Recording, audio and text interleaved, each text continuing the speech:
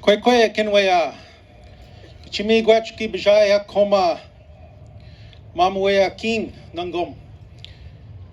Gichiminwe ndamwabmana. Hello everybody, I thank you very much for coming here today to Algonquin territory. I'm very happy to see all of you here today.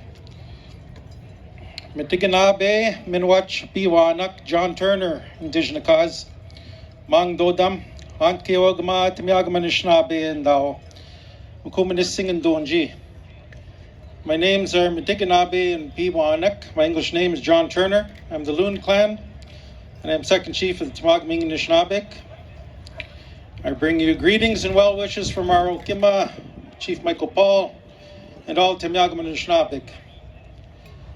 I use the language when I am able as a language learner because it is so important. It is itself mshkeki, a medicine. I have lived long enough to have seen the language of my maternal grandmother, Tuscarora, go silent. So I want to use this opportunity to offer greetings to one another in a few of our languages that I have within my family.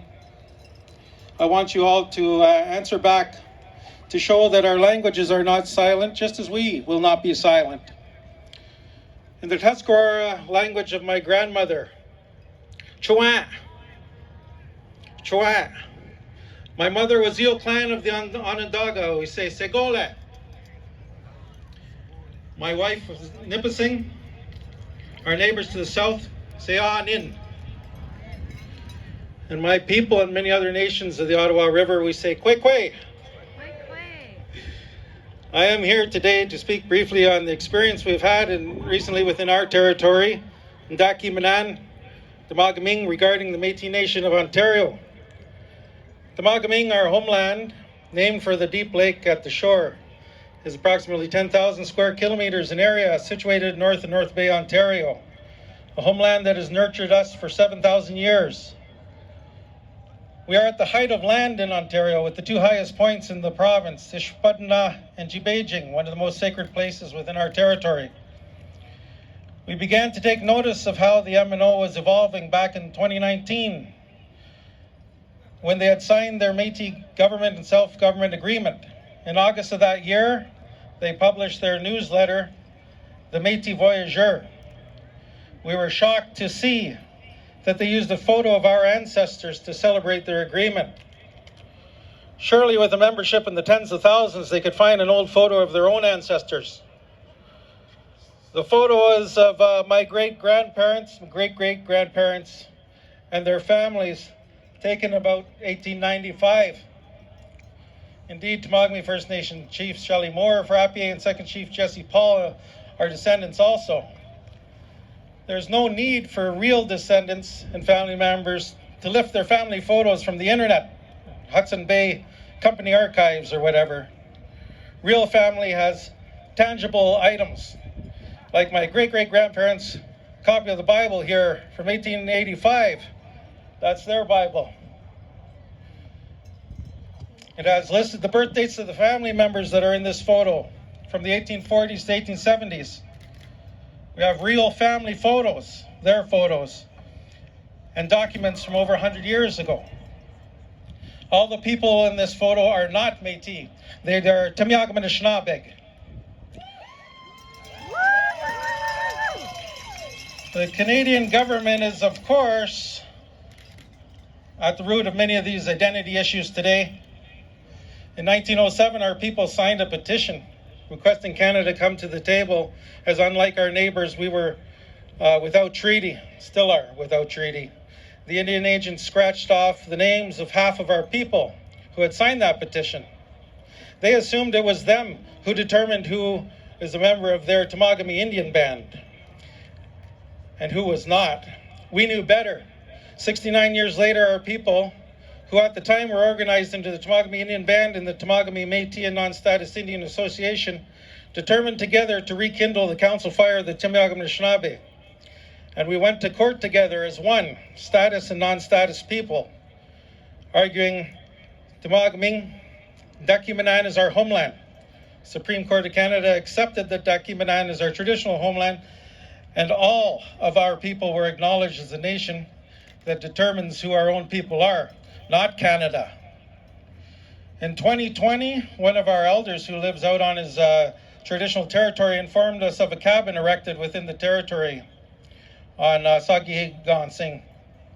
People who claim to be MNO citizens were exercising their Indigenous rights, apparently. In trying to determine who these folks were, we discovered the gentleman was a conservation officer with Ontario's Ministry of Natural Resources and Forestry.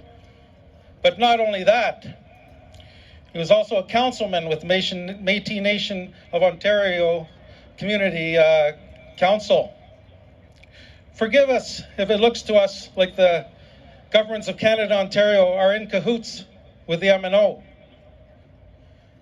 We went to court in the 70s.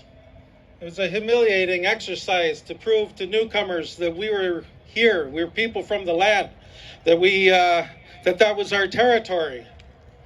And over that time, the precursor of the MNRF, Lands and Forests, they burned down a number of our traditional homesteads.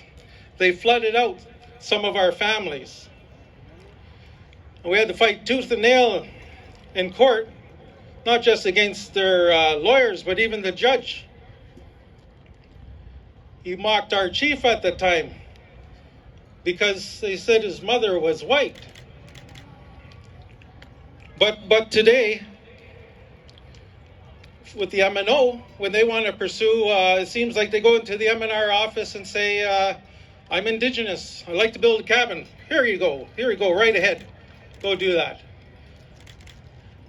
And this notion of overlapping rights is a real one they want to pursue, because we know that Canada's fine if they get one Indigenous group to say, let's go ahead on some mining projects or something like that. That's fine by them. They're going to move ahead. So we have to, it's critical. This issue is a big one. We have to stand together on this to protect our territories from this encroachment. And it is a manufactured one. We see that so clearly. And Margaret Fro, President MNO, she'll say it's not about lands. We see it clearly on the Dakimanan. They're building.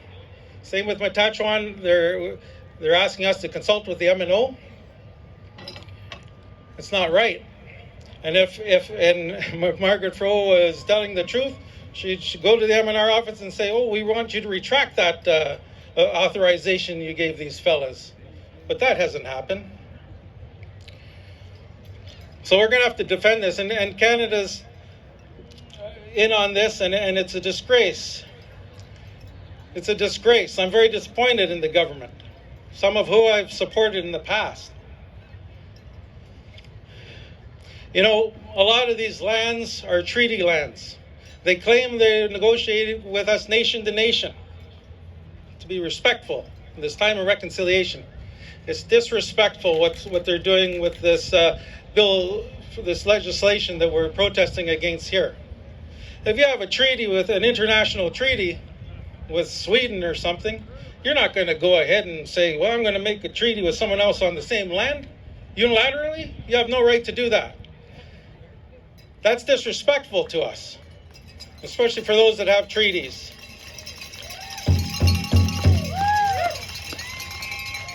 So they have to start listening to us, because we're telling the truth. The MNO claims that with their rookie historians, they've done looked into French and English records, but they're supposed to be descended from Native peoples too. They don't come to us. They never consulted with us, because we could tell them the truth. And I think they know that we know the truth. That's why they don't consult with us.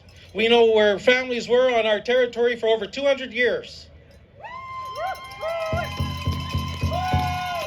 And sure, some mixed race folks came in, from some of my ancestors included. And they were taken into the Temiagam Anishinaabe, and they were given a piece of land from which to derive their sustenance. We know, but this is not the Métis Nation. Like, we used that term when I was a kid. I liked this girl. She was 13, I was 12. My mom asked my uncle about her. Said, oh, she's Métis. She's Timagam Anishinaabe. Métis is a term in northeastern Ontario. It's just mixed race. That's all. It sounds a lot better than half-breed anyway. And it was just used in that way. And it's in the old records. But they see that, and they try to say, oh, you must be a member of the Métis Nation that has its birthplace on the Red River in Manitoba. And somehow they ended up way back here before that birth even happened. It doesn't make any sense. It should be clear. So I'm glad to see everyone here today, and we're all looking for your support going forward. Chimigwech.